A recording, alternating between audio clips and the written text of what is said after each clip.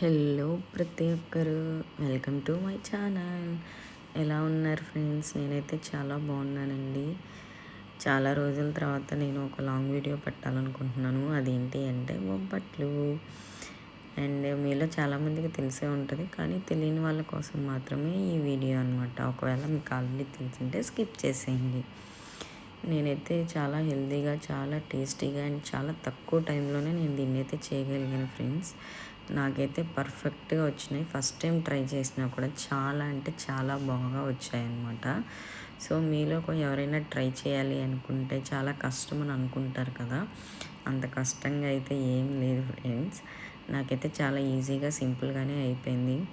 నేనైతే 1/2 కేజీ పిండి మాత్రమే తీసుకున్నాను. 1/2 కేజీ గోధుమ పిండిని చక్కగా నీట్గా మెత్తగా అనమాట దగ్గర దగ్గర ఒక 20 మినిట్స్ కలిపాను. యాక్చువల్గా ఏదో సినిమాలో కనుక ఈ కాలు ఎక్కువ ఉందని ఆ కాలు కట్ చేసేస్తారు కదా డైనింగ్ టేబుల్, అలాగా నేను పిండి టైట్ అయిందని వాటర్ వేయడము, వాటర్ ఎక్కువైందని మళ్ళీ పిండి వేయడము, అలాగా పిండి కలపడానికే నాకు చాలా టైం పట్టేసింది అనమాట. ఫస్ట్ టైం కదా, ఎక్స్పెరిమెంట్లు అప్పుడప్పుడు అలా జరుగుతూ ఉంటాయి.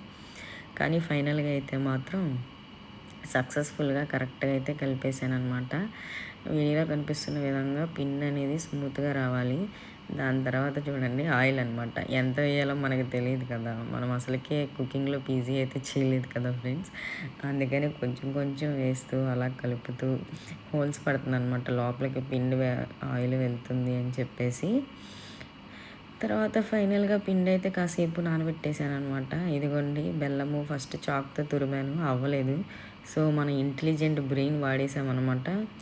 ఇంకా దాంతో మనం తురిమేసాము.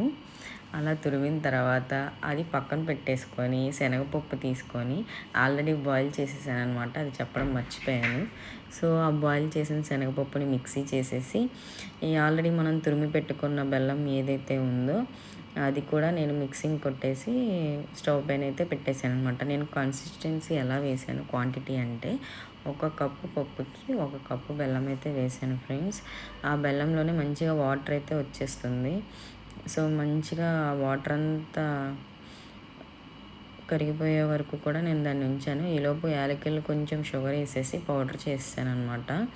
ఆల్రెడీ ఇందాక నేను గోధుమ పిండిలో వాటర్ అది ఆయిల్ అయితే వేసాను కదా, సో ఆయిల్ అంతా కూడా నేను తీసేసి దాన్ని నీట్గా చేసేసాను.